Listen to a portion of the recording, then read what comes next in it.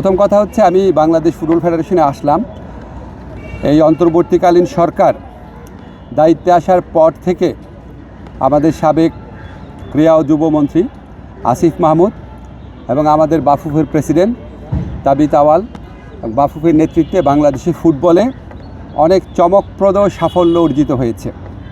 আপনারা জানেন আমাদের যে মেয়েদের ফুটবল টিম তারা সাফে চ্যাম্পিয়ন হয়েছে, ছেলেদের ফুটবল টিম বহু বছর পর ভারতকে হারিয়ে পুরা বাংলাদেশে আনন্দের বন্যা বইয়ে দিয়েছে।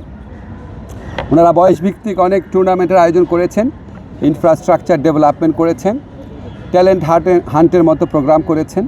তো আজকে আমার কাছে ওনাদের কিছু দাবি দেওয়া ছিল। আমি খুব অল্প দিনের জন্য আছি, কিন্তু তারপর আমার কাছে মনে হয়েছে কয়েকটা জিনিস আমরা ওনাদের দাবির সাথে একমত পোষণ করেছি। এটা হচ্ছে ঢাকা স্টেডিয়াম যেটা আছে এটা সম্পূর্ণভাবে ফুটবলকে দিয়ে দেওয়া, আর অন্যান্য যারা স্পোর্টস আছে ক্রিকেট ছাড়া তাদের আয়োজনের প্রয়োজন হলে সেখানে আয়োজন করবে। যদি তারা অন্য কোথাও ফর এক্সাম্পল পূর্বাঞ্চল স্টেডিয়াম বা অন্য কোথাও যদি তারা জায়গা পেয়ে সরে যায় তখন এটা সম্পূর্ণভাবে ফুটবলের হয়ে যাবে।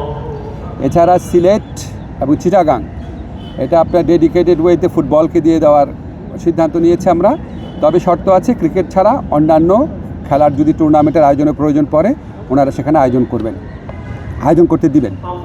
আর হচ্ছে আমাদের কমলাপুরে যে স্টেডিয়ামটা আছে সেখানে শুধু মাঠের দায়িত্বভার ফুটবলকে দেওয়া হয়েছিল, এখন গ্যালারির দায়িত্বভারও দেওয়া হয়েছে। ওখানে যে ডরমেটরি আছে সেটাও রক্ষণাবেক্ষণ এবং পরিচালনা করবে ফুটবল ফেডারেশন, কিন্তু ওখানে অ্যালোকেশন দিবে জাতীয় ক্রীড়া পরিষদের মাধ্যমে। এবার একটু অন্য প্রসঙ্গে আসি। নিশ্চয়ই আপনারা ক্রিকেটের খবর জানার জন্য এখানে আসছেন। ক্রিকেটের ক্ষেত্রে আমাদের কোনো ডেভেলপমেন্ট নাই। আমরা 2টা চিঠি দিয়েছি। চিঠি দেওয়ার পর আমরা আইসিসির যে উত্তর সেটার প্রত্যাশা করছি।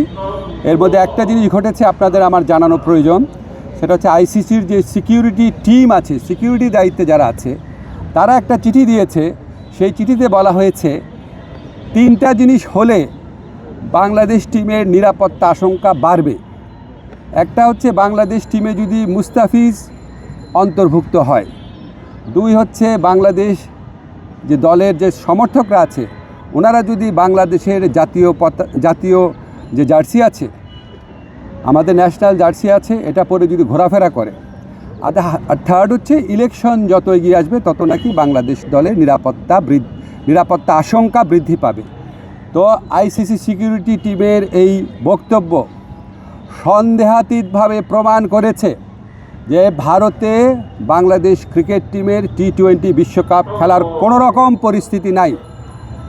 আইসিসি যদি আশা করে আমরা আমাদের শ্রেষ্ঠ বোলারকে বাদ দিয়ে আমরা ক্রিকেট টিম করব, আমাদের যারা সমর্থক আছে তারা বাংলাদেশের জার্সি পরতে পারবে না, আর আমরা ক্রিকেট খেলার জন্য বাংলাদেশের নির্বাচন পিছিয়ে দিব, তো এর চেয়ে উদ্ভট, অবাস্তব, অযৌক্তিক কোনো প্রত্যাশা হতে পারে না।